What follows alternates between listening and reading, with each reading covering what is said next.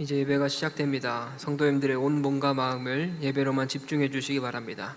이제 다 함께 묵도하심으로 주일 낮 예배를 하나님께 드리겠습니다.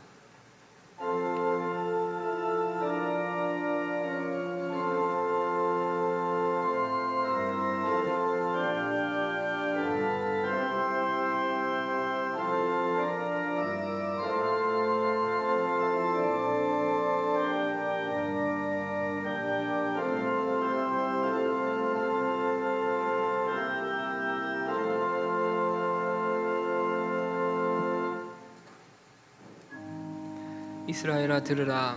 우리 하나님 여호와는 오직 유일한 여호와이시니 너는 마음을 다하고 뜻을 다하고 힘을 다하여 내 하나님 여호와를 사랑하라. 아멘.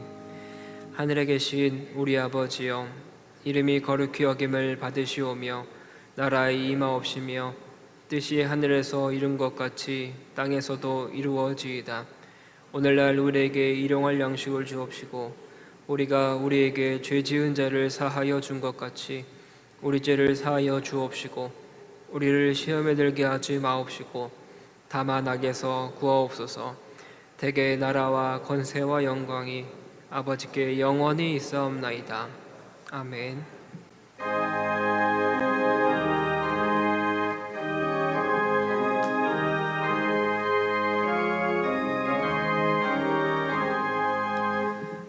영광의 왕께 다 경배하며 그 크신 사랑 늘 찬송하라.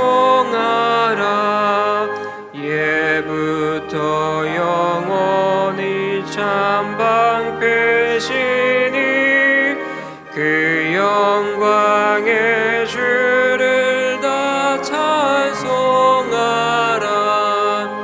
능력과 은혜 다 찬송하라.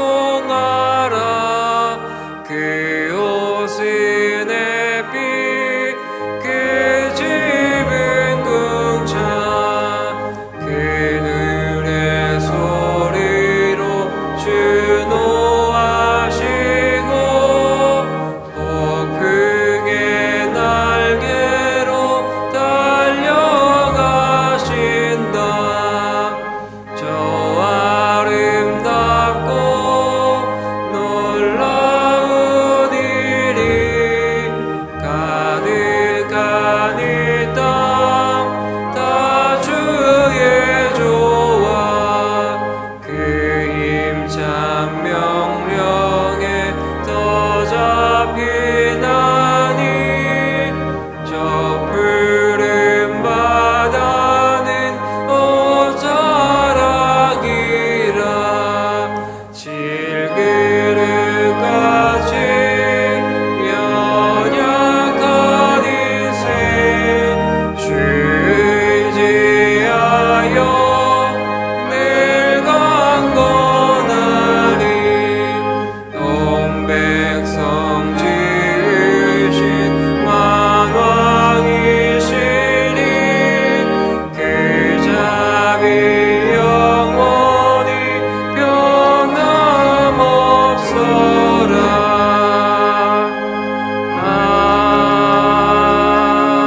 아멘.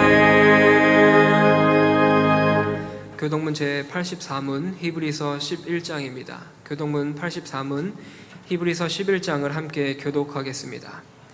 믿음은 바라는 것들의 실상이요 보이지 않는 것들의 증거니 믿음으로 모든 세계가 하나님의 말씀으로 지어진 줄을 우리가 아나니 믿음으로 아벨은 가인보다 더 나은 제사를 하나님께 드림으로 의로운 자라 하시는 증거를 얻었으니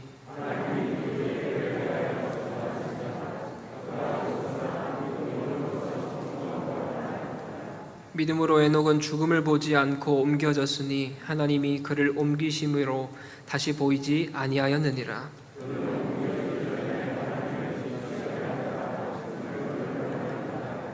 믿음이 없이는 하나님을 기쁘시게 하지 못하나니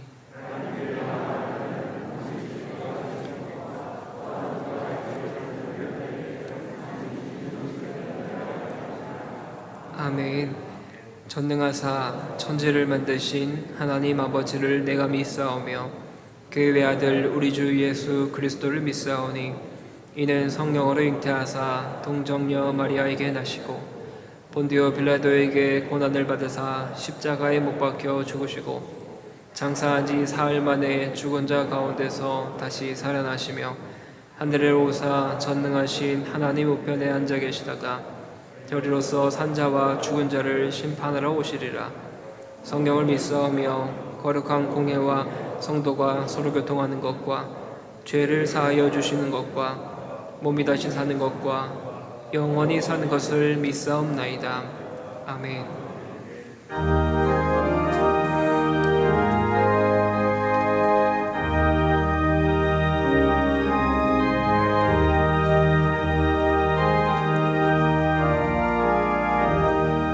주와 같이 길 가는 것 즐거운 일 아닌가. 우리 주님 걸어가신 발자취를 밟겠네. 한 걸음 한 걸음 주 예수와 함께 날마다 날마다 우리 걸어가리. 어린아이 같은 우리 미련하고 약하나 주의 손에 이끌리어 생명길로 가겠네. 한 걸음 한 걸음 주 예수와 함께 날마다 날마다 우리 걸어가리. 꽃이 피는 들판이나 험한 골짜기라도 주가 인도하는 대로 주와 같이 가겠네.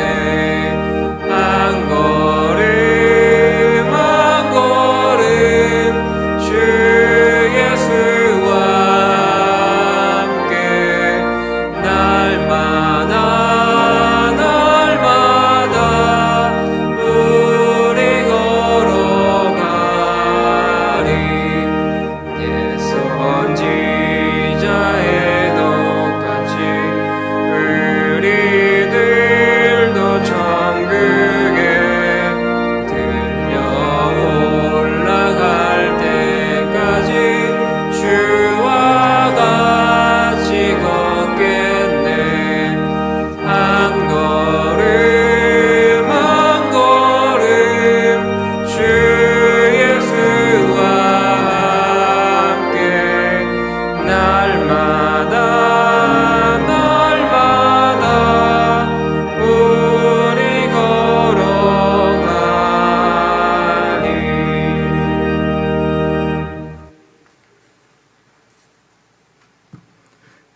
다 함께 기도드리겠습니다. 온누리에 넘치는 사랑을 부어주시는 하나님 아버지, 오늘도 거룩한 주일을 저희들에게 허락하여 주셔서 영과 진리로 예배 드리게 하심을 감사드립니다. 이 예배 가운데 충만히 임재하여 주셔서 모든 영광과 찬양을 받아주시옵소서. 우리의 삶을 축복하여 주시어 날마다 넘치는 은혜를 베풀어 주시고 날마다 우리에게 필요한 것을 채워주시는 하나님 아버지, 올 한 해 시작부터 지금까지 많은 열매를 허락하여 주시고 추수감사의 달로 이끌어 주심을 감사드립니다. 저희가 주님의 보혈로 구원받았으니 이 놀라운 은총에 늘 감사하며 우리의 이름이 하늘나라 생명책에 기록됨을 믿고 살아가게 하옵소서. 두려워 말라, 내가 너와 함께함이라. 놀라지 말라, 나는 내 하나님이 됨이라. 내가 너를 굳세게 하리라. 참으로 너를 도와주리라. 참으로 나의 의로운 오른손으로 너를 붙들리라. 저희와 항상 함께 하시는 하나님 아버지, 코로나 바이러스가 하나님의 권능으로 이 땅에서 조속히 사라져서 온 성도들이 마음껏 하나님을 찬양하며 기도하며 전도할 수 있도록 은혜를 내려주시옵소서. 오늘은 특별히 입시와 진로로 고민하고 있는 이 나라 청소년들을 위해서 기도드립니다. 이 나라 청소년들이 여호수아처럼 강하고 담대하게 하여 주시고 다니엘처럼 굳건한 믿음을 주셔서 주님을 향한 꿈과 비전을 품고 살아가게 하옵소서. 우리나라를 위해 기도드립니다. 우리나라의 모든 의정자들이 하나님을 경외함으로 지혜를 받아 공의는 물같이 정의는 하수같이 이루어져 참 민주주의가 승리하게 하여 주시옵소서.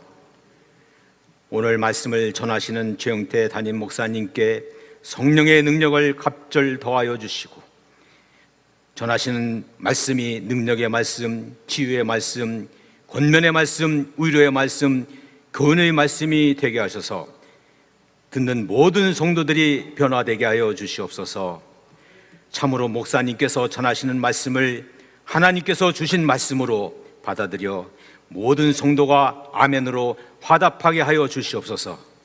그 말씀이 우리의 자아와 심령을 쪼개어 마음 깊숙이 들어오게 하여 주시옵소서. 아름다운 목소리로 특송하는 임마누엘 특송을 통하여 하나님 영광 받으시고 오늘도 예배를 위해 헌신하는 많은 봉사자들을 기억하여 주시고 이들의 수고와 헌신을 주님께서 아시오니 복을 내려주실 것을 믿습니다. 항상 부족한 저희를 사랑하여 주시니 참으로 감사드리며 진정으로 주님께 영광 돌리기를 원합니다. 우리를 구원해 주신 예수 그리스도의 이름으로 간절히 기도드리옵나이다. 아멘.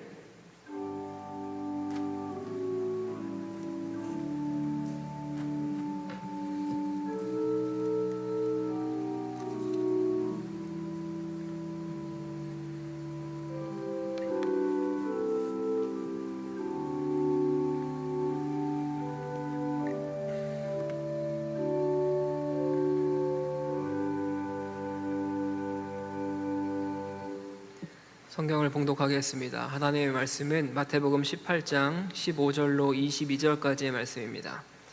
마태복음 18장 15절로 22절까지의 말씀을 제가 봉독하도록 하겠습니다. 내 형제가 죄를 범하거든 가서 너와 그 사람과만 상대하여 권고하라.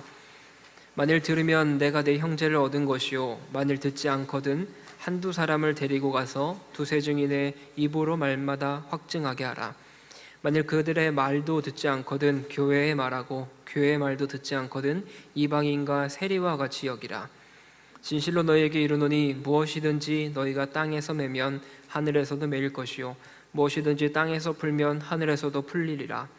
진실로 다시 너희에게 이르노니 너희 중에 두 사람이 땅에서 합심하여 무엇이든지 구하면 하늘에 계신 내 아버지께서 그들을 위하여 이루게 하시리라. 두세 사람이 내 이름으로 모인 곳에는 나도 그들 중에 있느니라. 그때에 베드로가 나와 이르되 주여 형제가 내게 죄를 범하면 몇 번이나 용서하여 주리이까? 7번까지 하오리이까? 예수께서 이르시되 내게 이르노니 7번뿐만 아니라 7번을 70번까지도 할지니라. 아멘. 이제 임마누엘 찬양대원의 특성으로 하나님께 영광을 돌리겠습니다. 이어서 교회는 사람을 구해야 합니다 라는 제목으로 담임 목사님의 말씀 선포가 있겠습니다. 많은 은혜 받으시기 바랍니다.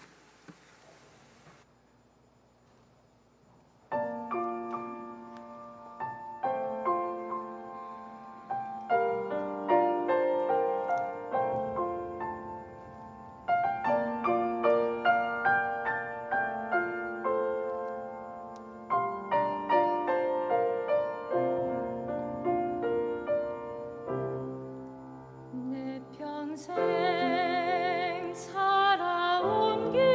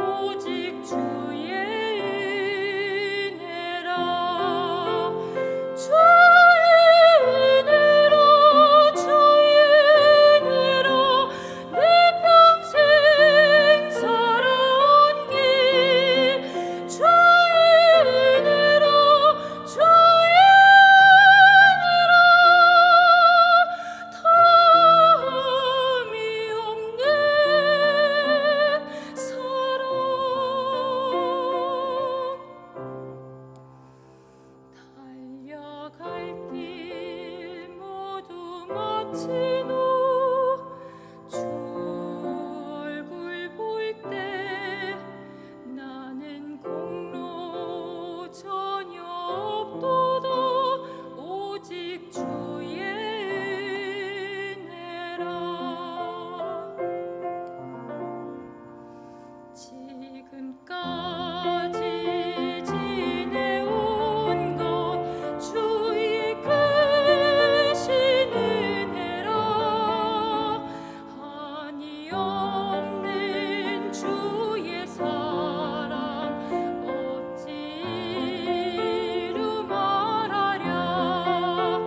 자나깨나 주의 손이 항상 살펴주시고 모든 일을 주 안에서 형통하게 하시네. 주의 은혜로 주의 은혜로 내 평생 살아온 길 주의 은혜로 주의 은혜로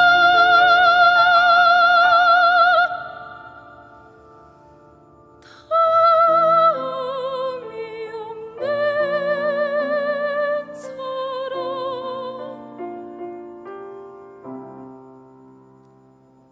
달려갈 길 모두 마친 후 주 얼굴 볼 때 나는 공로 전혀 없도다 오직 주의 은혜라. 나는 공로 전혀 없도다 오직 주의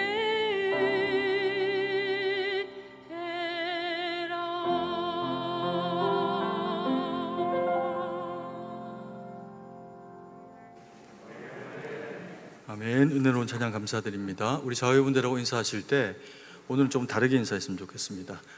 모든 것이 주님의 은혜입니다. 이렇게 자회분들하고 인사했으면 좋겠습니다. 네. 감사합니다. 오늘 우리가 읽은 이 본문의 말씀, 대하게 되는 말씀은 예수님의 제자들이 예수님을 향해서 천국에서는 누가 큽니까? 라고 그런 질문을 드리고 예수님께서는 그 가운데 이제 한 아이를 이렇게 세우시고 너희가 이 아이처럼 낮아지지 않으면 천국에 들어갈 수가 없다라고 하는 그런 좀 단호하고도 또 그리고 의미 있는 그런 이야기들을 하신 이후에 또 다른 이야기들을 펼쳐 가시고 이렇게 하시면서 잇따서 하신 그런 그 말씀입니다. 그래서 이 말씀은 예수님께서 교회를 향한 그런 이제 권면의 말씀이시기도 하고 또 교회라고 하면 어떤 역할과 기능 가운데 있어야 하는지를 그렇게 설명하시는 그런 그 중요한 내용들을 다루기도 합니다. 교회는 주님의 사람들이 모인 이 공동체입니다. 이 에클레시아라고 하는 단어는 그 의미가 부르심을 받은 자들의 모임이라고 하는 그런 의미도 있습니다. 그래서 이 집회 또 그런 그리스도인들의 연합을 교회라고 하는 그런 표현으로 이제 하게 됩니다. 그러면서 이 교회가 주님으로 말미암아 태어나서 그리고 또 주님의 말씀을 통해서 살아가게 될 때 필요한 것들 그리고 그래서 교회가 교회되게 하기 위해 가지고 중요한 그런 그 가치가 무엇인지를 오늘 읽은 이 본문의 말씀이 한 3단락 정도를 나누어 가지고 그렇게 이야기를 하고 계십니다. 15절부터 22절의 그런 그 말씀 가운데 또 특별히 이제 15절부터 17절까지에 해당하는 그 내용은 첫 번째 이제 그 내용으로 교회가 그 권고가 있어야 하는 교회는 권고하라라고 하는 이제 내용으로 이 첫 번째 이야기를 그렇게 하고 계시는 것을 보게 됩니다. 15절, 16절, 17절 말씀을 제가 읽어 드리겠습니다. 내 형제가 죄를 범하거든 가서 너와 그 사람과만 상대하여 권고하라. 만일 들으면 내가 내 형제를 얻은 것이요 만일 듣지 않거든 한두 사람을 데리고 가서 두세 증인의 입으로 말마다 확증하게 하라. 만일 그들의 말도 듣지 않거든 교회의 말하고 교회의 말도 듣지 않거든 이방인과 세리와 같이 여기라. 그러면서 중요한 이제 이 그 15절부터 17절까지의 내용 중에서 화두가 뭐냐 하면 권고하라라고 하는 그런 그 내용입니다. 우리가 살면서 누군가에게 권면 혹은 권고를 하는 그런 그 경험들을 하게 될 때가 있습니다. 그런데 그때마다 우리가 느끼게 되는 그런 그 것들은 누군가에게 이 권면하는 것, 권고하는 것이 결코 쉬운 일이 아니구나라고 하는 것을 그렇게 이제 경험을 하게 됩니다. 누군가가 자신과의 어떤 그런 그 생각이 다른 어떤 대상에게 더 보다 옳은 생각과 뜻이 있는 것 같아서 이런 것들로 이렇게 했으면 좋겠다라고 하는 그런 그 권면을 하게 될 때 그 받는 사람이 굉장히 성숙한 사람이 아니라고 하면 사실은 타인의 말에 대해서 그렇게 귀를 기울이고 자신이 생각하고 있던 그 생각을 바꾸어내기가 사실은 굉장히 쉽지 않은 그런 그 이야기이기도 합니다. 왜냐하면 각 사람은요 자기 나름의 가치와 그리고 기준을 가지고 있기 때문에 타인의 말에 그것이 동의가 될 때도 있지만 그게 아니라 오로지 이것은 내 편에서 생각할 때 합당한 그런 어떤 이유가 된다라고 생각을 하게 되면 그것을 바꾸는 그런 그 작업을 가지기가 쉽지가 않기 때문에 그렇습니다. 나도 옳고 너도 옳다면 굳이 내가 이게 틀린 것이 아닌데 이것을 바꿔야 할 이유가 있을까라고 하는 그런 이제 생각을 하게 된다라는 겁니다. 우리가 동서고금을 막론하고 또 성경에 나오는 그런 이제 이야기들을 막론하고 왕 앞에서 충신으로서 그 충언을 하는 그리고 진언을 하게 되는 사람들의 이야기를 보고 혹은 듣게 됩니다. 뭐 영화를 통해서 역사책을 통해서 그렇게 이제 어떤 그런 그 경험들을 보게 될 때 충신이 왕에게 자기가 가지고 있는 이 나라를 온전히 바로 잘 세워가기 위해 가지고 왕이 때로는 사람이기 때문에 잘못된 어떤 선택을 하고 있을 때 그것을 바꾸어 달라라고 그렇게 이제 요청을 하게 되면 많은 경우에 오히려 그 충신들, 그 충언을 한 사람들의 목이 떨어지거나 아니면 귀향을 가게 되거나 하게 되는 그런 경우들을 이제 발견을 하게 됩니다. 그런데 뭐 모든 경우가 사실은 뭐 그렇지만은 않아서 좋은 왕들은 좋은 신하가 이야기하는 것들을 듣겠죠. 그러면 사실은 뭐 충언, 진언이라고 하는 어떤 그런 표현으로서의 묵직함으로 이야기할 필요가 없이 좋은 왕에게는 사사로이 항상 되어지는 모든 이야기들이 백성들을 유익하게 하고 나라를 풍요롭게 만드는 이야기가 되기 때문에 백성의 뜻이나 또 고관들의 의중이나 또 왕의 의견이 다르지를 않을 겁니다. 근데 이제 문제는 앞에 서 있는 사람이 연약한 사람이라 매번 항상 좋은 선택을 하기가 어렵고 또 그리고 그래서 어떤 선택을 할 때 왕이나 혹은 뭐 기업의 어떤 사장님이나 또 이 상사들은 자기들이 하는 결정에 대해서 자존심을 가지고 있는 경우들이 이제 발생을 하게 됩니다. 그러면 그 부하 직원이나 혹은 뭐 장관들이 하는 그런 그 이야기들을 곧이곧대로 참 다 수용하고 받아들이기가 어려운 그런 상황들이 들 때가 있겠죠. 근데 그때 우리가 어떤 경우에는 그러면 이제 뭐 충신이라고 하는 또 혹은 그 직장에서 직원들 가운데서 또 이 바른 말, 옳은 말을 잘 하는 어떤 그런 그 직원들을 대하게 될 때 그들이 참 귀한 사람들이죠. 그래서 결국에는 그들의 이야기에 귀를 기울이고 들어야 하는 것이 리더들이 가지고 있는 그런 그 중요한 역할 가운데 하나이기도 합니다. 그런데 이런 이야기를 하게 될 때 그것이 이제 이 권면이라고 하는 구조 가운데서 거절이 되게 되는 경우가 생길 수가 있는데 이때 어떻게 해야 하는가라고 하는 것이 아랫사람이 가지게 되는 그런 이제 부담감이라고 그렇게 볼 수가 있습니다. 오늘 읽은 이 성경의 본문의 말씀에도 보면 한 사람이 가서 친구에게, 이웃에게 그 사람이 가지고 있는 어떤 그 죄의 허물에 대해서 이야기를 하게 됩니다. 그런데 이제 그것을 듣지를 않는 거죠. 그러면은 두세 사람이 가서 이야기를 하고 또 그 이야기도 받아들이지 않으면 어떻게 하라라고 하냐면 교회의 이름으로 하고 그것도 받아들이지를 않으면 이방인처럼 그리고 세리처럼 여겨라라고 그렇게 이야기합니다. 그런데 이런 권고라고 하는 이야기는 사실은 듣는 사람의 입장에서는 굉장히 상처가 되거나 또 혹은 자기가 잘못을 하고 있다라고 하더라도 그것이 본인이 생각할 때의 이 정당함이라고 하는 이런 틀을 가지고 있다가 보면 상대방의 이야기가 진리의 이야기로 들리지를 않게 되는 그런 이제 경우들을 맞이를 하게 됩니다. 그러면 이거를 어떻게 해야 할까요?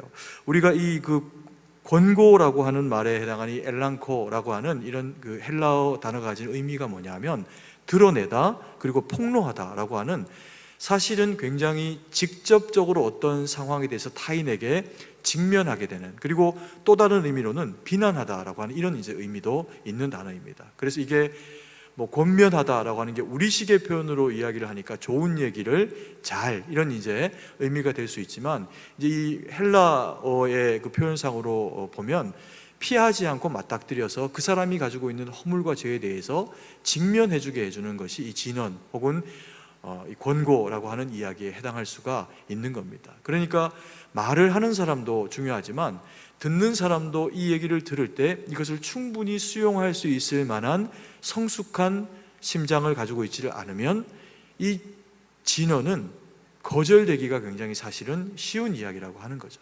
두세 사람이 오고 그리고 교회의 이름으로 와서 이야기를 하는 것이 어떤 의미를 가지는 이야기일까요? 그러니까 본문에 해당하는 내용 이것만 가지고도 사실은 오늘 하루 다 설명해도 부족하기 때문에 이걸 다 붙잡고 할 수는 없지만, 핵심적인 내용이 뭐냐 하면 어떤 사람이 죄를 범했습니다. 그러니까 교회의 형제 자매가 그것을 보고 수정해 주기 위해 가지고 가서 그것을 권면합니다. 그랬더니만 이 사람이 그것을 받아들이지 않는 겁니다. 그래서 두세 사람이 가서 함께 이야기를 합니다. 그리고는 그것도 거절하니까 교회의 이름으로 이야기를 하게 됩니다. 이게 무엇을 이야기를 하는 거냐 하면요, 한 개인이 개인의 관점에서 이야기를 할 때 거절되기가 쉽죠.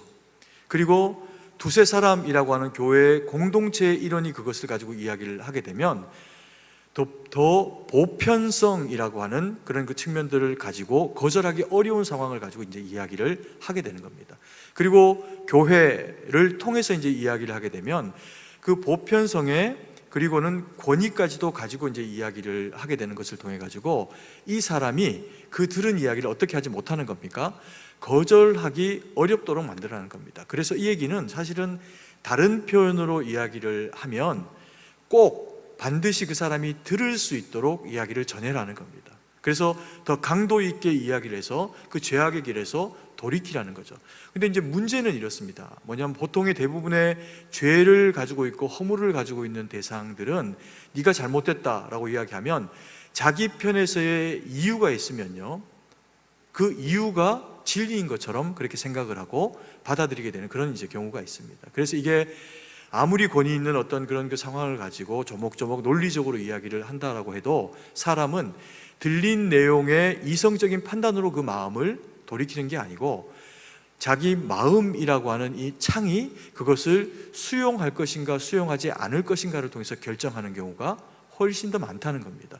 그러면 우리가 교회의 일원으로서 또 다른 교회의 일원들에게 어떤 권면에 해당하는, 권고에 해당하는 이야기를 하게 될 때 이 이야기를 하면서 이야기를 하는 나도 상함을 덜 받거나 받지 않고, 그리고 또 그 이야기를 듣는 사람도 내가 하는 이야기를 하나님의 음성처럼 그 권면을 온전히 받아들여 가지고 잘 수용할 수 있도록 도와줘야 권면이 될 수 있는 그런 이제 상황 가운데로 나아가게 되는 거죠. 그래서 우리가 만약에 어떤 사람에게 가지고 있는 내 상황에 대해서 이해를 가지고 권면을 하게 될 때 그 사람이 그거를 거절하고 화를 내고 이렇게 하면 사실은 이야기를 하지 않은 것만 못하게 되는 그런 상황 가운데 처할 수가 있다라는 겁니다. 그래서 이 권면은 사람을 살리는 일입니다.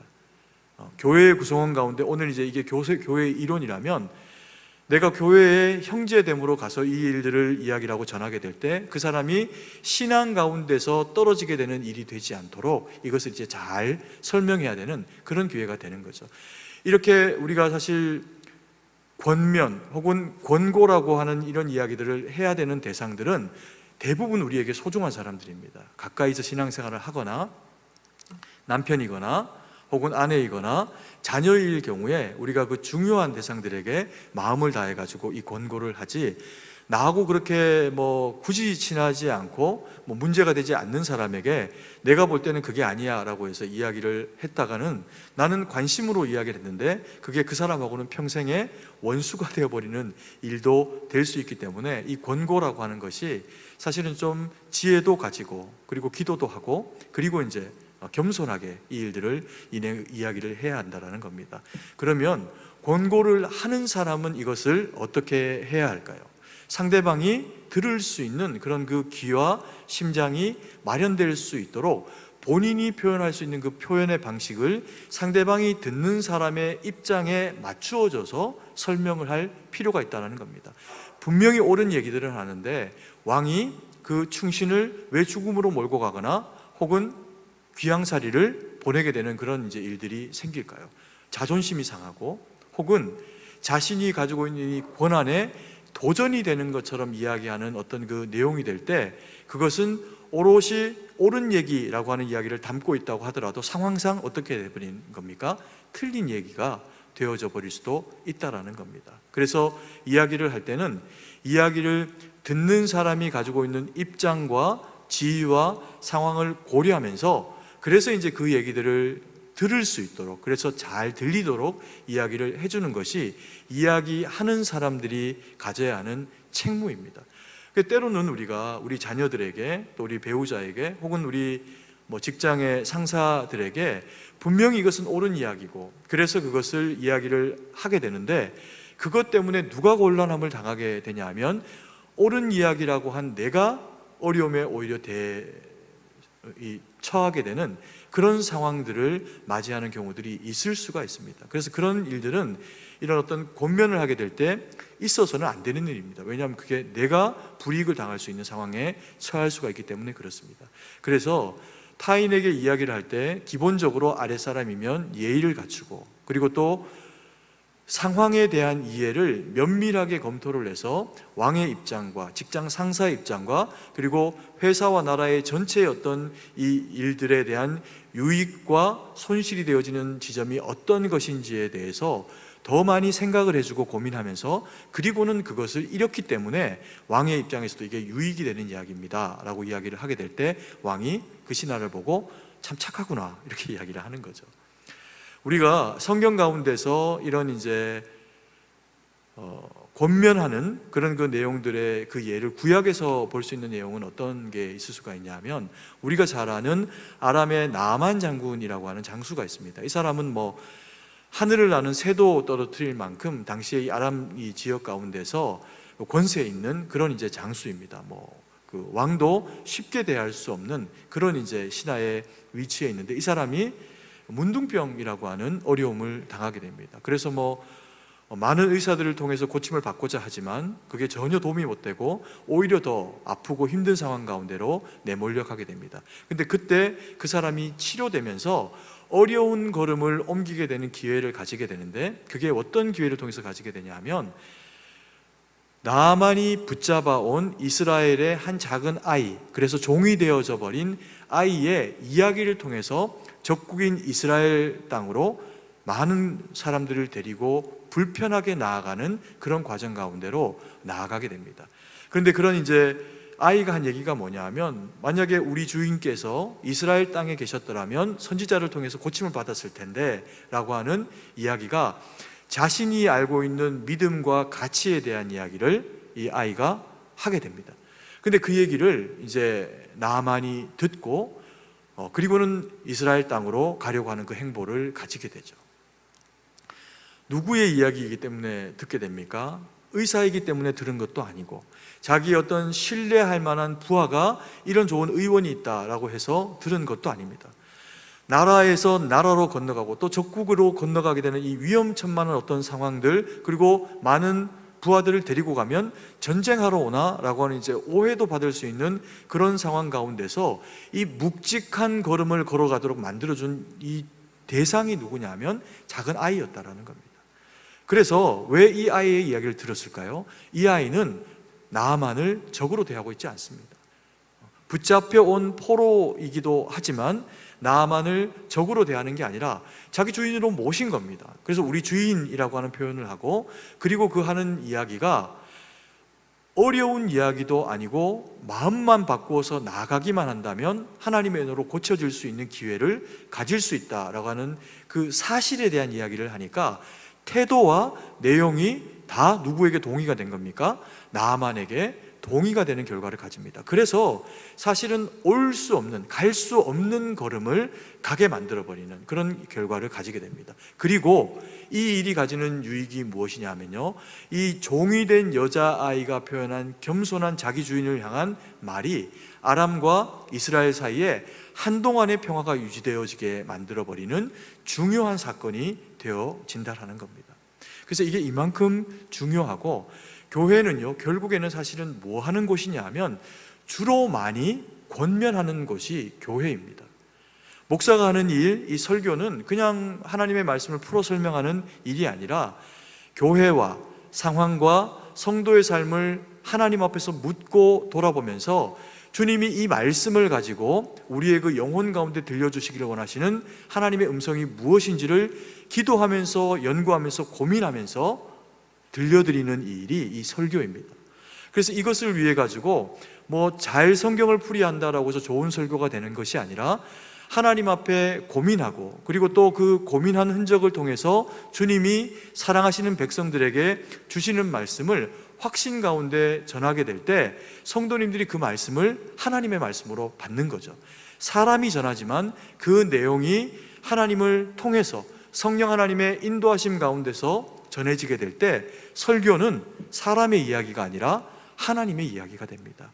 그래서 더 많이 기도하고, 저는 더 많이 겸손해야 되고, 더 많이 하나님의 말씀 가운데 몰두되면서 성도님들 편에서 또한 이 말씀이 어떻게 유익이 될까라고 하는 것을 이렇게도 보고 저렇게도 보고, 그리고 또 때로는 좋은 예화가 있으면 예화를 하기도 하면서 성도님들의 귀에 들려진 말씀이 생각과 행위와 결정 가운데 하나님의 뜻으로 그게 바뀌어질 수 있도록 도와주는 과정이 설교라고 하는 이 과정이라는 겁니다.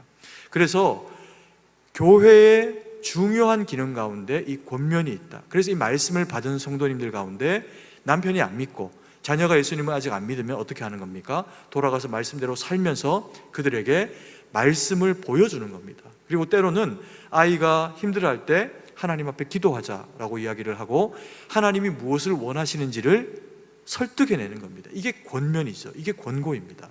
그렇게 되면 엄마의, 아버지의 진심 어린 믿음의 충고에 어느 날 이게 쌓이고 쌓이다 보면 아이가 변화되어지고 또 회심할 수 있는 하나님의 음성을 들을 수 있는 기회가 될 수가 있다는 겁니다. 그래서 이 교회의 중요한 기능은 권면이라고 하는 기능이 있다라고 하는 것을 함께 이렇게 나누게 됩니다. 그리고 두 번째로 예수님께서 그 제자들을 향해서 말씀하시는 중요한 내용이 뭐냐 하면 교회는 합심하여서 구해야 된다라는 겁니다. 19절 20절 말씀인데요, 같이 한 목소리로 읽도록 하겠습니다. 진실로 다시 너희에게 이르노니 너희 중에 두 사람이 땅에서 합심하여 무엇이든지 구하면 하늘에 계신 내 아버지께서 그들을 위하여 이루게 하시리라. 두세 사람이 내 이름으로 모인 곳에는 나도 그들 중에 있느니라. 살다 보면은 하나님 앞에 구할 것들이 참 많습니다. 왜냐하면 그 힘겹고 어려운 이 인생을 그리스도인이라고 해서 다 피해가며 살 수가 없기 때문에 그렇습니다. 그런 어떤 어려움과 힘겨운 상황, 때로는 육신의 병이 들거나 하는 그런 이제 어려운 상황들을 만나게 될 때 그것을 계기로 하나님 앞에 기도하며 나가는 이제 그런 시간들을 가지게 되죠. 그러니까 그래서 우리가 인생이 가지고 있는 힘겹고 어려운 어떤 그런 그 상황들은 우리에게 불이익이 되어지는 것, 그런 그 순간만 되는 것이 아니라 하나님 앞에 더 영적으로 우리를 바로 세워내는 그런 이제 기회가 되는 것도 사실입니다. 그런데 우리가 이 기도라고 하는 것도 물리적인 세계하고는 일정 부분 다르지 않은 그런 그 같은 부분이 있는데 뭐냐 하면 오늘 아까 우리가 읽은 이 본문의 말씀에 보면요, 기도는 내 문제가 있을 때 내가 가지고 있는 어떤 상황들을 하나님 앞에 아뢰면 됩니다. 그런데 이제 오늘 이 본문에는 너희 중에 두 사람이 땅에서 합심하여 무엇이든지 구하면 하늘에 계신 아버지께서 그것을 들으신답니다. 그리고 또 그 밑에는 두세 사람이 내 이름으로 모인 곳에는 나도 그들 중에 있다, 이렇게 이야기하시면서 한 사람이 기도해도 듣지만 경우에 따라서는 두 사람이 혹은 두 사람 이상이 하나님 앞에 기도를 드리면 하나님이 그것을 들으신다는 겁니다. 이게 어떤 의미로 그렇게 이야기를 하고 있는 걸까요? 우리가 인생을 살아가다 보면 나 혼자 감당하기 어려운 무거운 인생의 짐을 만날 때가 있습니다. 이게 뭐 물리적인 어떤 쌀포대를 옮기거나 아니면 이런 어떤 교탁과 같은 이런 것들을 이제 옮기는 무거운 것을 옮기거나 인생의 어떤 무거운 짐들이 있을 때 그것을 내 이외에 또 다른 이웃, 친구들, 형제들과 함께 그것을 옮기게 되는 과정을 겪게 되면 이렇게 네모나게 생긴 이런 어떤 탁자 같은 것도 두 사람이 옮기는 것보다 내 모퉁이를 네 사람이 들고 옮기면 훨씬 더 쉽게 옮겨진다는 겁니다.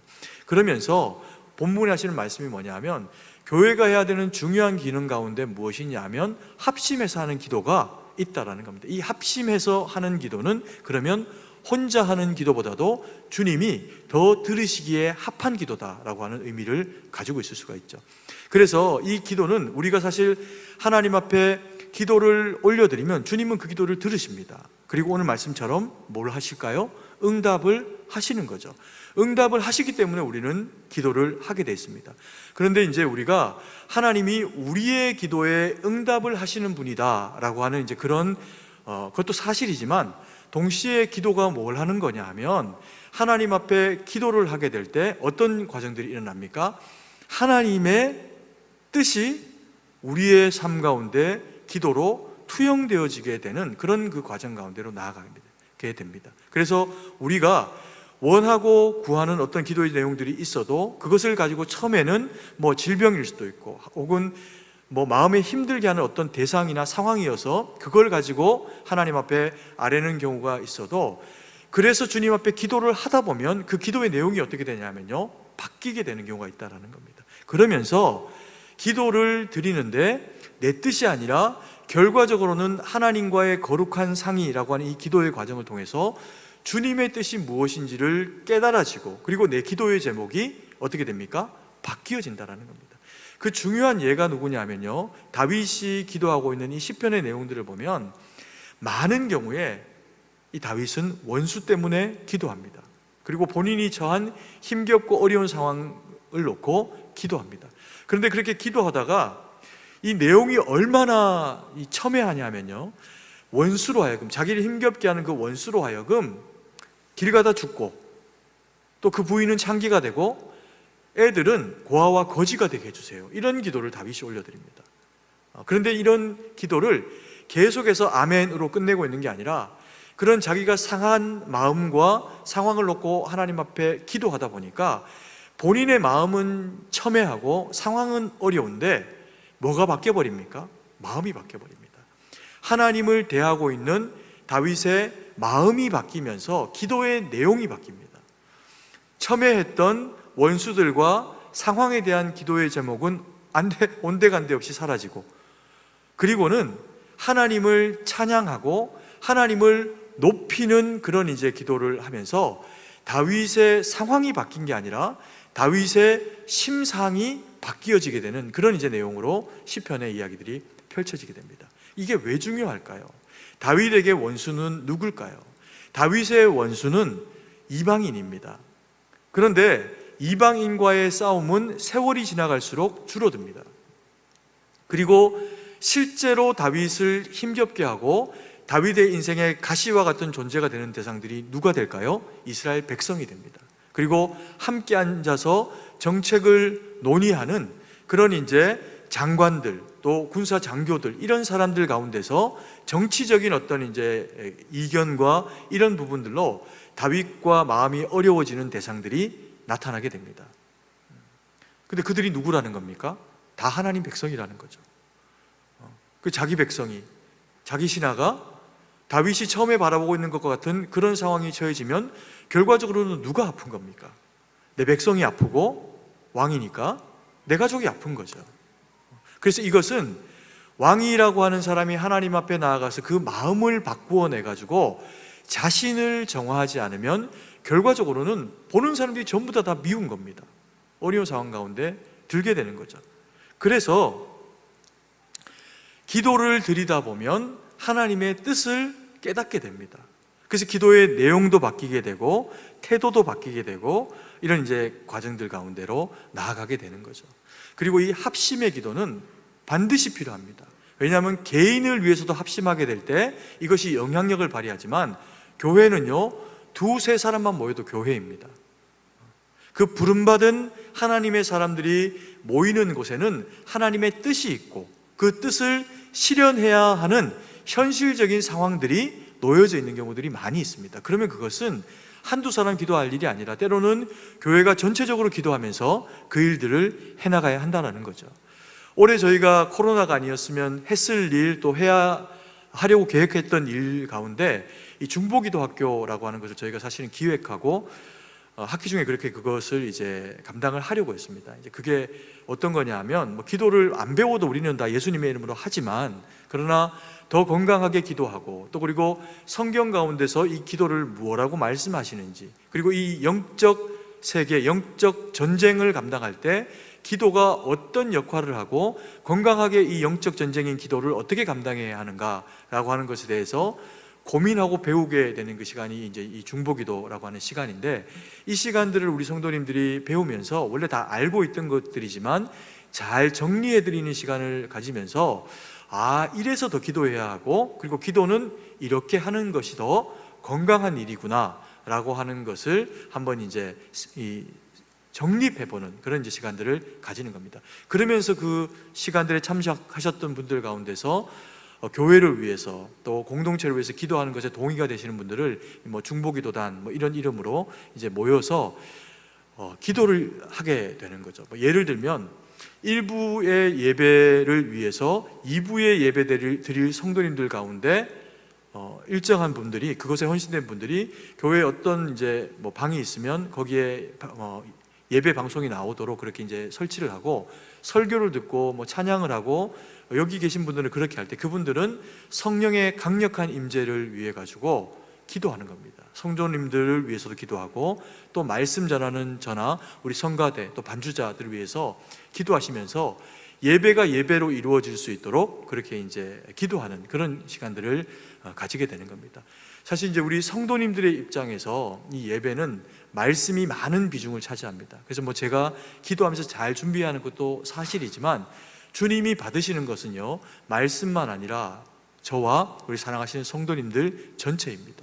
그래서 찬양도 그리고 또 기도도 그 모든 영역 가운데 하나님의 성령의 강력한 임재가 이루어져서 우리가 그동안에 생각하고 전통 가운데 익혀왔던 그 예배 이상의 하나님의 임재와 그 능력을 경험하는 예배를 우리가 이 중보기도를 통해서 우리가 누릴 수 있다라고 하면 이게 안 하는 게 손해인 거죠.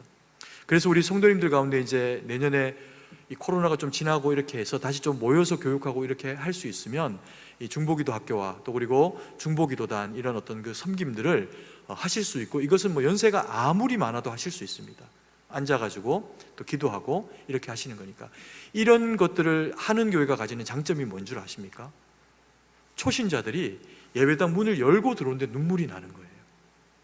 그 뭐 설교를 한 것도 아니고 하나님이 만지시는 거죠. 교회 자체를 통해 가지고 하나님이 하시는 놀라운 성령의 능력을 경험하게 하는 장이 되는 것은 기도 외에는 능력이 없습니다. 그래서 이 기도가, 합심해서 하는 기도가 이렇게 어떡하다는 겁니까? 중요하다라는 거죠. 그리고 이제 세 번째로 주님께서 이 교회 에클레시아를 통해서 이제 권면하시는 내용이 뭐냐 하면 용서가 있어야 교회라는 겁니다. 용서가 없으면 교회가 아니라는 거죠. 교회는 용서받은 자들의 모임입니다. 그래서 그 100만 달란트 탕감받은 자는 어떤 사람입니까? 억만 죄악을 하나님께로부터 주님으로 말미암아 탕감받은 대상입니다. 그런데 교회에는 그것에서 예외되는 사람이 아무도 없다는 거죠. 그래서 우리의 그 시작은 연약한 죄인이요 100만 달란트 빚져버린 그 빚쟁이에서 시작하게 되는 것이 그리스도인이라는 겁니다. 근데 이제 시간이 지나고 나면 어떤 현상이 생기냐? 빚쟁이가 되고 뭐 그런 상황에 우리가 안 처해야 되고 또 죄인이 되면 안 되지만 그런 상황, 연약한 상황 가운데 처하게 될 때 가지게 되는 사람의 정서가 뭐냐 하면 연약한 거죠. 자연스럽게 뭐 겸손하려고 노력 안 해도 그냥 겸손해질 수밖에 없는 것이 죄인의 모습입니다. 고개가 떨구어지고 또 자신감 없고 빚이 쌓여 있고 뭐 이러면 이제 사람이 기가 죽을 수밖에 없는 그런 그 내용입니다. 우리의 시작은 그런데 시간이 지나고 신앙의 연수가 되어가고 또 직분이 주어지고 혹은 대를 걸러서 신앙생활을 하면서 내가 특별한 하나님의 사랑을 받은 대상이다 라고 하는 것에만 포커스가 맞춰지기를 시작을 하게 되면 우리가 의인이다 라고 하는 것에 오롯이 그 관점이 놓여지게 됩니다. 그럼 이 죄인의 이야기는 옛날 이야기가 되는 거죠. 그러면서 되는 게 뭐냐면요, 우리의 마음에 신앙의 유산과 전통과 내가 배운 이 예배를 통해서 또 말씀을 통해서 배운 이 내용들이 우리 안에서 진리의 가치로 자리를 하게 됩니다. 그리고 그게 기준이 됩니다. 그래서 하나님의 말씀은 살아있고 운동력 있어 좌우의 날선 어떤 검보다도 예리해서 심령과 골수를 찔러 쪼개는 것이 하나님의 말씀인데, 틀을 쌓고 집을 올리고 지붕을 짓고 그리고 문도 걸어 잠그면서 이 기준과 가치에 맞지 않으면 이것이 믿음이고 믿음이지 않고의 분별을 내 마음이 하게 되는 상황 가운데로 자칫하면 우리의 이 경륜이라고 하는 것이 함정으로 몰고 갈 수가 있다라는 거죠. 그래서 이때 되면 우리가 어려운 게 뭐냐면요, 용서가 잘 안 됩니다. 왜요? 우리가 너무 의로워져서 죄인인데 하나님처럼 된 겁니다. 그래서 옆에 있는 성도가 좀 실수하거나 좀 잘못하거나 왜 저렇게 행동할까라고 하는 어떤 영역이 생기면 판단의 주체가 하나님도 아니고 성령 하나님도 아니라 내 기준에 못마땅한 겁니다. 그래서 타인을 미워하게 되는 그런 그 마음이 우리 가운데 찾아오게 되면 그 사람을 뭐 하고 싶어 하지 않는 겁니까? 용서하고 싶지가 않게 되는 겁니다. 우리가 살다 보면 이게 뭐 성도에 대한 이야기도 그렇고요, 부부, 남편과 아내 그리고 자녀들과의 관계는 어떻습니까? 시간이 지나면 뭐 익숙해져서 살아가기는 하는데 남편과 아내도 생각이 똑같지는 않습니다. 그러다 보니까 어떤 가치와 상황을 놓고 이견이 대립할 수가 있는 거죠. 그러니까 그렇게 됐을 때 내 생각이 옳으니까요, 나와 다른 생각을 하고 있는 타인의 생각은 잘못된 것이고, 그리고 그게 쌓여가면 마음에서 어떤 작업이 생길까요? 미워하는 마음이 생깁니다. 참아주고 지나가는 것 같지만 시간을 두고 한 겹 쌓아두고 한 겹 쌓아두고 또 한 겹을 쌓아둬가지고 그때그때마다 푸는 사람이 어떤 의미에서는 더 착한 사람입니다. 꼭 참아주고 착해서 참아주는 것 같지만 때가 되면 그것을 한 번에 다 터뜨려가지고 한 10년 전, 15년 전 이야기까지 다 꺼내면서 네가 이때는 이렇게 했고 이때는 이렇게 했고 앞으로 또 그럴 거지 이제 이렇게 하면서 이제 싸우게 되는 상황 가운데로 이제 내몰릴 수가 있는 거죠. 그러면 용서가 잘 되질 않는다는 겁니다. 근데 우리가 용서를 해야 하는 대상들은 대부분 어떤 대상들인 줄 아십니까? 사랑해야 되는 대상들입니다. 나하고 아무 상관이 없는 이웃 나라의 사람을, 만나본 적도 없는 사람을 우리가 용서할 일이 없죠. 미워할 일이 없으니까. 근데 이 미움이라고 하는 것은 나하고 근접거리에서 함께 살아가면서 살을 맞대고 살아가고 가까이에 있으면 가까이에 있을수록 그 사람들 사이에서 벌어지게 되는 그 상황 가운데 생겨나는 정서가 이 미움입니다. 그러다 보니까 이게 반복되니까 참을 수가 없는 겁니다. 그런데 어떻게 해야 됩니까? 용서해야 된답니다, 성경은. 왜요? 우리가 다 죄인이거든. 우리가 누구 한 사람도 100% 옳은 사람은 그분이 하나님입니다. 그럼 그분을 믿어야지. 그래서 그게 교만이라는 겁니다. 나만 항상 옳은 말하고 나만 항상 틀리지 않았고, 그래서 함께 살아가는 저 권사님은, 저 집사님은 내 생각과 가치가 다르기 때문에 틀렸고, 시금치를 무칠 때는 소금을 딱 1g만 넣어야 되는데 꼭 3g 넣어가지고 짜게 먹는 사람도 있고 덜 짜게 먹는 사람도 있고, 날이 더우면 조금 더 짜게 먹어야 될 수도 있고 싱겁게 먹어야 될 수도 있는데, 그 기준의 가치가 내가 되고 나면 이제 불편한 어떤 상황들이 우리가 살아가는 삶 가운데서 잊지 않아도 되는 상황들이 발생을 할 수가 있다는 겁니다. 근데 그게 용서하지 못하는 상황이 가지는 제일 큰 어려움은 뭐냐면요, 용서하지 않으면 누가 힘들까요? 내가 힘듭니다. 볼 때마다 믿고, 볼 때마다 꼴 보기 싫고, 그 눈을 내가 뜨고 있잖아요. 그래서 보는 사람이 힘들어지는 겁니다. 성경은 뭐라고 이야기합니까? 그래서 원수는 다 이웃입니다. 원수를 어떻게 하라고요? 대답해 보십시오. 원수를 어떻게 하라고요? 사랑하라 이야기합니다. 원수를 사랑 안 했더니 내가 죽을 것 같은 거예요. 왜? 멀리 이사를 가도 좋은데 한 집에 살고 있거든. 그러니까 볼 때마다 힘든 거죠. 사람이 살면서 힘들 때가 있습니다. 언제가 제일 힘든 줄 아십니까? 일이 힘들고, 그건 높은 자리에 앉아 있어서 내가 인정받았기 때문에 주어지는 상황들이라는 겁니다. 그러니까 그거는 잘 해결해내고 나면 보람이 됩니다. 그리고 우리의 역량이 커지는 기회가 됩니다. 그래서 무거운 짐과 같은 일들은 또 뭐 형제 자매들 누가 좀 돕고 하면 사람을 얻게 되는 기회도 되죠. 그래서 이것은 그렇게 무거운 짐이 아니더라고요. 살아보니까 힘들고 어려우면 반드시 협력자가 생깁니다. 기도하면. 근데 언제가 제일 어렵냐? 미운 사람이 생길 때.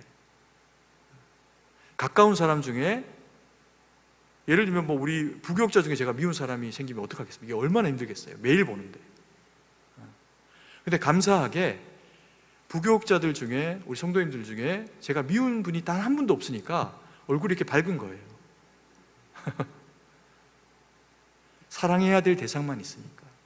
목회자라고 하는 일이 가지는 제일 큰 유익은 그건 것 같습니다. 때로는 생각이 다르고 입장이 달라서 의견이 대립될 때가 있죠. 그러나 제가 해야 될 선택은 한 가지밖에 없습니다. 그럼에도 불구하고 뭘 해야 되는 겁니까? 그 대상을 사랑해야 되는 거죠. 교육자들 중에서 제 생각과 방향과 선택이 달라가지고 말을 안 듣는 겁니다. 지금까지는 없지만 앞으로 있을 수도 있지 않습니까? 그렇죠? 근데 그때 어떻게 해야 될까요?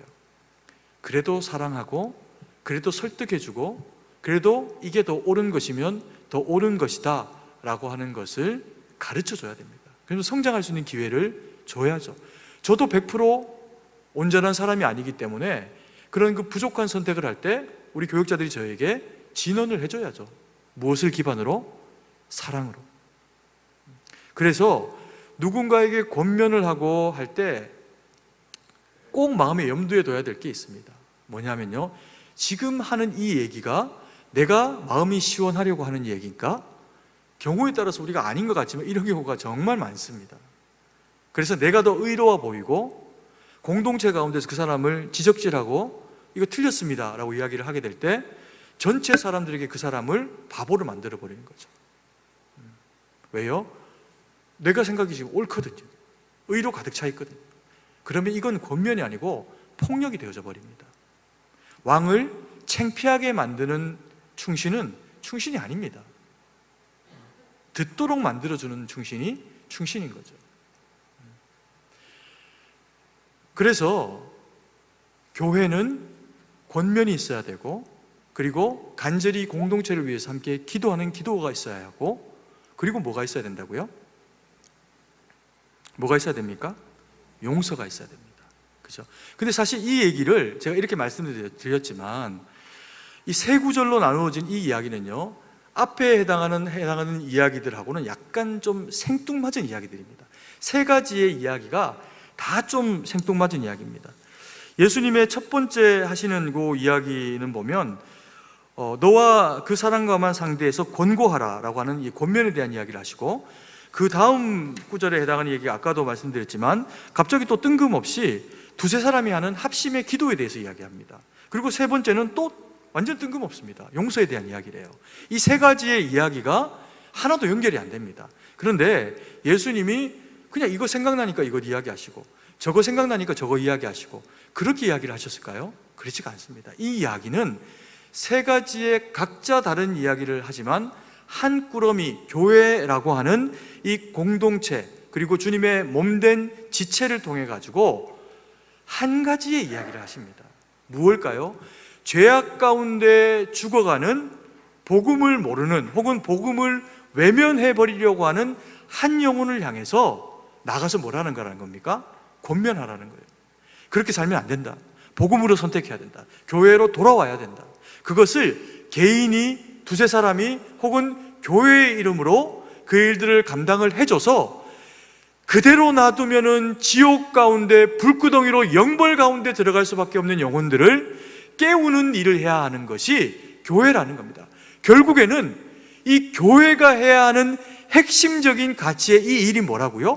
복음이라는 겁니다. 복음. 근데 이 복음을 사람들이 받아들이려고 할까요? 아니요. 뜬구름 잡는 얘기로 들리고 멍청이들의 이야기로 들립니다. 믿음이 없는 사람들에게는. 그러니까 어떻게 하라는 겁니까? 두 사람이 가고 세 사람이 가서 설득하고 그래도 안 되면 뭐 하라는 겁니까? 두세 사람이 모여서 뭘 하라는 거예요? 기도하라는 겁니다. 이게 니네들이 일이 아니라는 거예요. 우리가 말 잘하고 논리적으로 설득력이 있어서 그래서 누군가가 복음을 받아들인다고 생각하십니까? 아니요. 절대로 그런 일은 일어나지 않습니다. 얼마나 똑똑한데요. 세상 사람들이. 성경은 분명히 이야기합니다. 전도는 미련한 것이다. 세상 사람들은 이것을 미련한 가치라고 여긴다. 그런데 너희는 그것을 맛본 진리이기 때문에 인정할 뿐이다. 그래서요, 이 진리가 진리로 영혼에게 전파되려고 하면 반드시 하나님이 하셔야 됩니다. 우리가 100명에게 전도했다고, 200명에게 전도했다고, 내가 옛날에 전도왕이었는데 자랑할 수 있고 뭐 자랑해도 괜찮습니다. 그러나 그것이 우리를 드러내는 도구가 될 이유가 전혀 없는 것은 우리는 도구입니다. 우리의 입술은 도구로 쓰임받을 뿐입니다. 복음은 주님의 복음 자체가 예수의 강력한 십자가의 피 흘리심과 나를 사랑하심이 성령의 은혜와 강권적인 그 역사를 통해서 한 심령의 그 영혼을 관통하고 지나갈 때야 비로소 꼬꾸라지면서 느끼게 되는 것이 주님, 내가 죄인입니다. 그것을 고백하는 절차 가운데로 나아가는 겁니다. 여러분, 그래서 복음은 기도를 통해 되어야 하고 우리 성도님들은 기도해 주셔야 됩니다. 교회에 성도님들이 연령대의 비율을 따지면 누가 제일 많으세요? 지금 현재 시니어 그룹들이 제일 많으시죠. 50대, 60대 그 이상의 그룹들이. 이게 큰일인가? 아니, 저는 다행이라고 생각합니다. 다행. 이게 왜 다행일까요? 연세가 드셨다, 머리가 예수 안에서 휘어졌다 라고 하는 것은 그만큼 예수 그리스도에 대한 그 경륜과 지혜를 누구보다 많이 경험했다는 겁니다. 교회가 성숙하다는 거예요. 아무것도 모르고 초신자들로 이만큼 모아뒀다고 생각해 보십시오. 제가 이 설교를 하기 위해 갖고 지금처럼 설교하면 안 됩니다. 못 알아듣는데요. 용어부터 해서.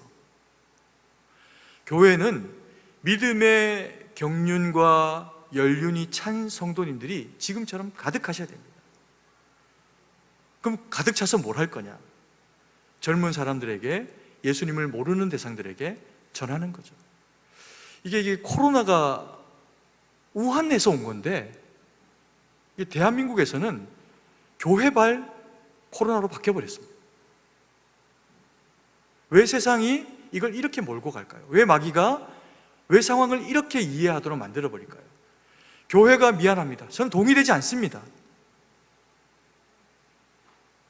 이기적인 선택으로서의 교회가 그런 선택을 했다면 그것은 미안할 수 있죠. 그러나 교회는 그리스도의 몸입니다. 함부로 사과할 일을 만드는 곳이어서도 안 되는 곳입니다. 겸손해야 할 뿐이지. 주님의 몸된 교회가, 성도가 미안한 건 모르겠는데 교회가 왜 미안합니까? 복음을 전하는데.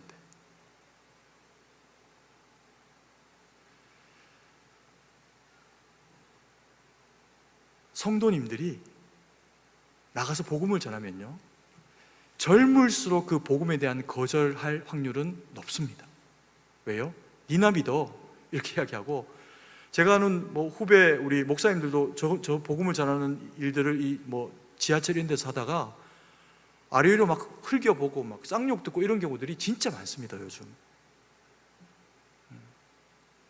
근데 어른들에게는 함부로 못합니다. 최소한 자녀들에게는 최종적인 권위자잖아요. 그죠? 그래서 기도하시고 겸손하게 그들의 입장에서 반복적으로 이야기하는 예수가 답이다, 예수님이 생명이요, 예수님이 진리다 라고 하는 이야기가 쌓이고 쌓이고 쌓이다 보면 어느 순간 어느 날 그들에게 복음이 됩니다. 그래서 기도해 줘야 되는 겁니다.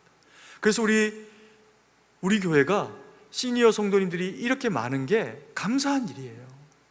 믿음을 지켜주셔서 감사하고 이렇게 살아내 주셔서 저는 정말 너무 감사합니다.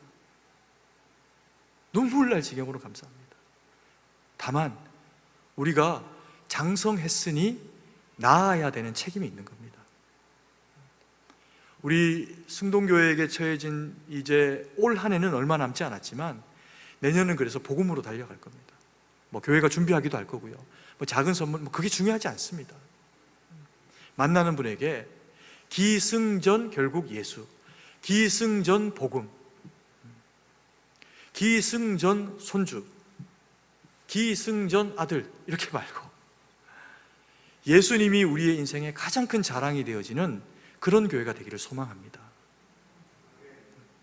그러면서 기도하고 그러면서 이 용서받은 자들의 모임이 결국엔 뭐가 될까요? 교회가 됩니다.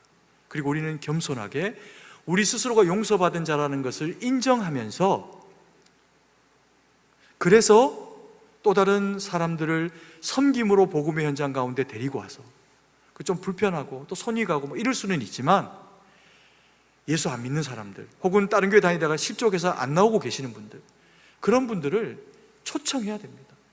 초청해야 됩니다. 우리 교회가 옛날에는 한 2,000명 됐다면서요. 진짜인지 아닌지 모르겠는데 가득 찼다고 하던데 여기가. 그게 옛날 이야기면 안 됩니다. 왜요? 그걸 놓고 기도하고 있는데 그게 옛날 이야기면 어떡합니까? 우리 교회는 사랑으로 권면하고 사랑으로 메시지를 전하고 살리기 위해서 기도하고 그리고 용서의 다른 이름은 사랑입니다. 사랑하지 않으면 용서할 수 있을까요? 없을까요? 사랑하지 않으면 용서할 수가 없습니다. 사랑하지 않는데도 용서할 수 있는 건 기술입니다. 기술, 마음의 기술. 그건 쌓이고 쌓이고 쌓인다니까요.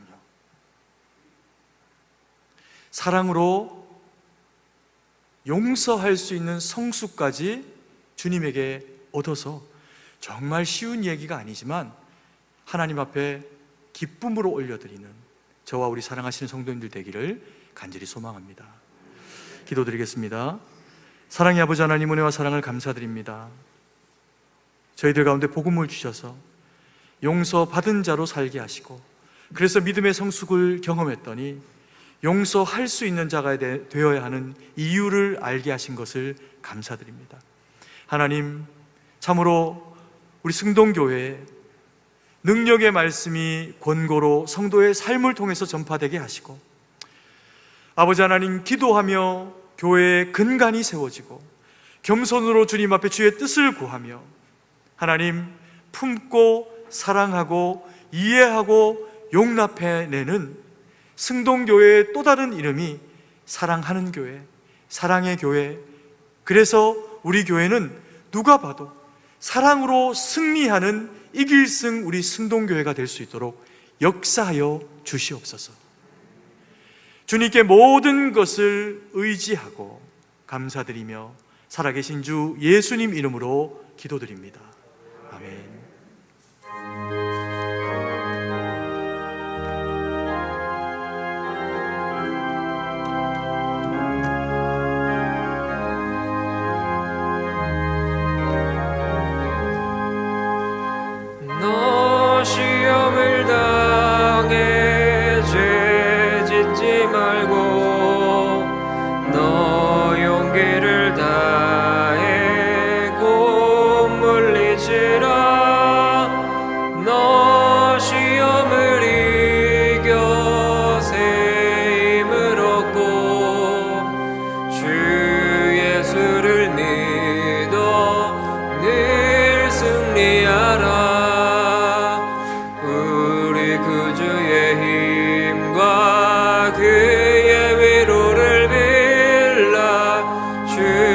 주님 내 편에 서서 항상 도우시리.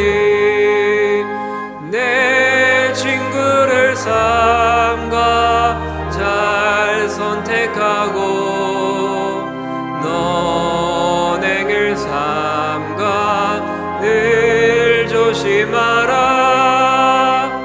너 열심을 다해 늘 충성하고 온 정성을 다해 주 봉사하라. 우리 구주의 힘과 그의 위로를 빌라. 주님 내 편에 서서 항상 도우시리. 잘 이기는 자는 상 받으리니 너 낙심치 말고 늘 전진하라.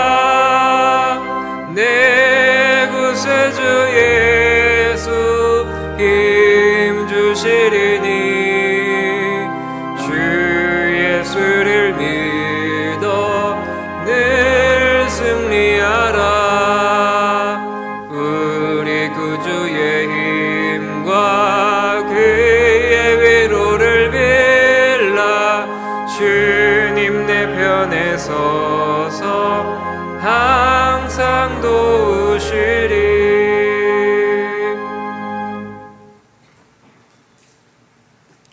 사랑과 은혜가 풍성하신 아버지 하나님, 은혜와 사랑을 감사드립니다. 저희를 주의 거룩한 택한 백성 삼으셔서 귀한 예물 하나님 앞에 올려드릴 수 있는 자격 주시니 감사드립니다. 이 예물 쓰이는 곳에 하나님의 영광과 거룩이 드러날 수 있도록 역사하여 주시옵소서. 하나님, 참으로 이 나라 이 백성 가운데 주의 은혜와 능력으로 함께하여 주셔서 예수 그리스도의 그 은혜로 말미암는 치유하심이 하나님 이 땅 가운데 있기를 원합니다. 하나님, 그래서 코로나가 사라지게 하시고 경제적으로 또 영적으로 문화적으로 그리고 안보와 북핵의 위협과 그 모든 상황이 주님의 도우심으로 말미암아 해결되어질 수 있도록 주님 은혜 베풀어 주시기를 주여 간절히 원하고 기도드립니다.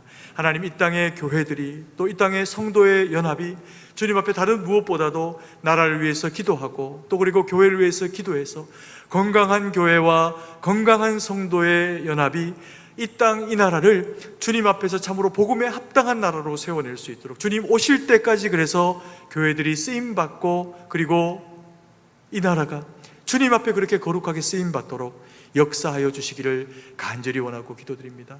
하나님, 세계가 이단과 아버지 하나님 이슬람과 또 여러 종파들과 혼란한 아버지 하나님 인생을 어렵게 만드는 상황들 가운데로 치닫아가고 있습니다.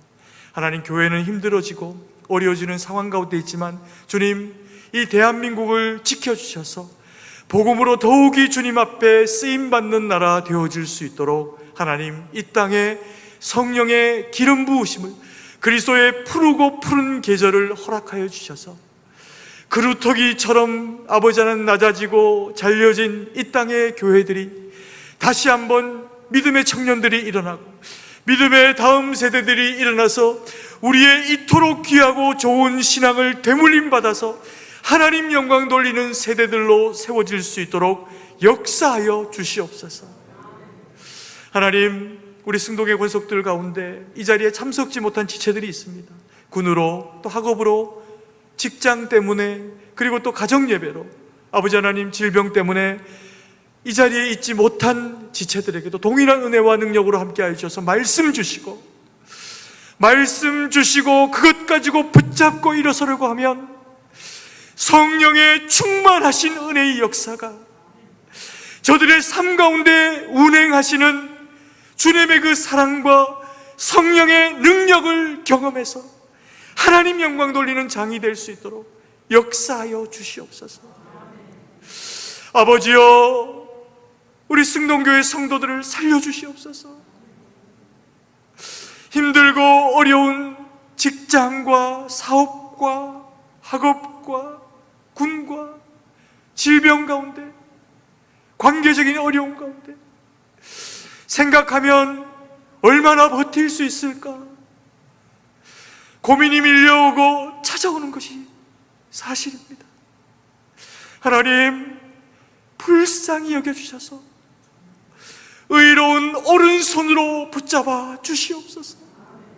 살아내게 하시고 살려주셔서 하나님, 우리 승동교회 성도들이 잘 되어서 그 선곳에서 주님의 회복과 은혜의 역사, 복음의 능력이 나타나도록 역사하여 주시옵소서.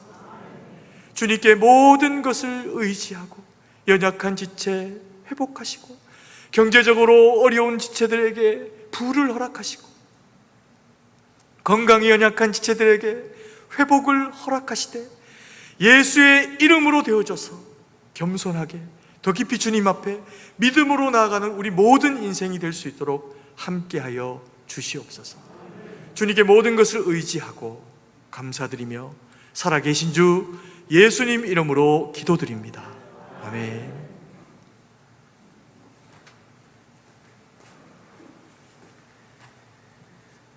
교회 소식을 알려드립니다. 코로나19의 상황에 따라서 예배를 다음과 같이 조정하오니 양해와 협조를 부탁드립니다. 주일 예배는 1, 2, 3부 예배를 대면 예배로 드립니다. 실시간 인터넷 예배는 2부만 송출됩니다. 교육부서 예배는 주일 오전 11시에 대면 예배와 실시간 인터넷 예배로 함께 드려집니다. 3일 밤 예배는 오후 7시에, 금요 기도회는 오후 8시에 대면 예배로 본당에서 드립니다. 새벽 기도회는 1층 기도실에서 드려집니다. 주일 저녁 예배 및 각종 모임은 당분간 계속 중단합니다.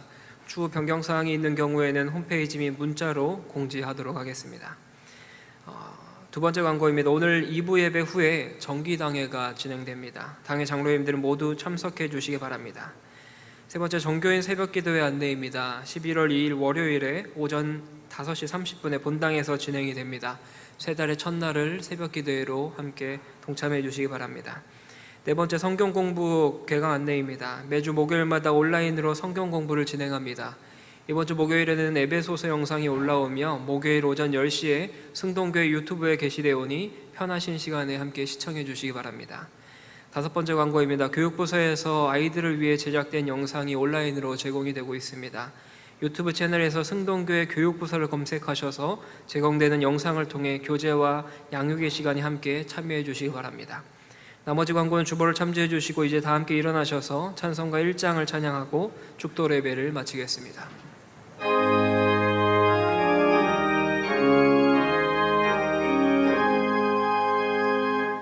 만복의 근원한 하나님, 온 백성 찬송 드리고 저 전사여 찬송하세. 찬송 성부 성자 성령.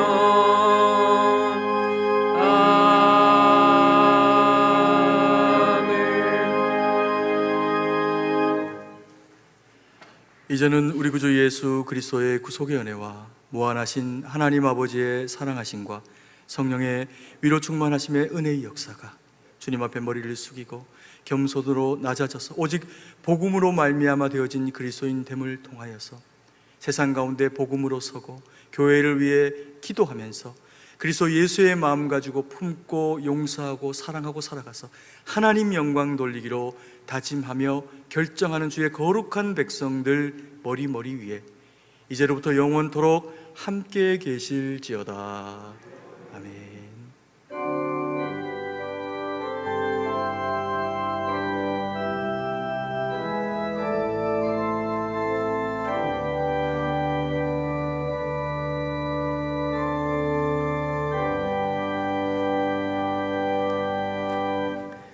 찬송가 524장, 찬송가 524장을 함께 찬양하겠습니다.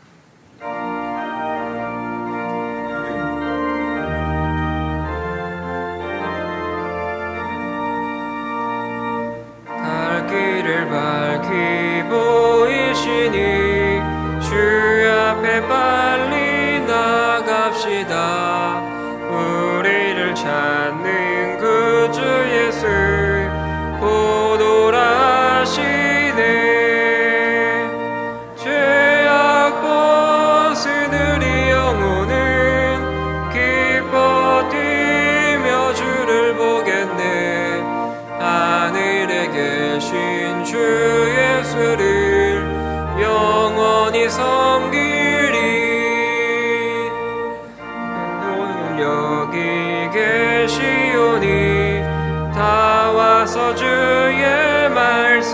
글쎄 듣기도 하며 생각하니 참 진리시로다. 죄악 벗은 우리 영혼은 기뻐 뛰며 주를 보겠네.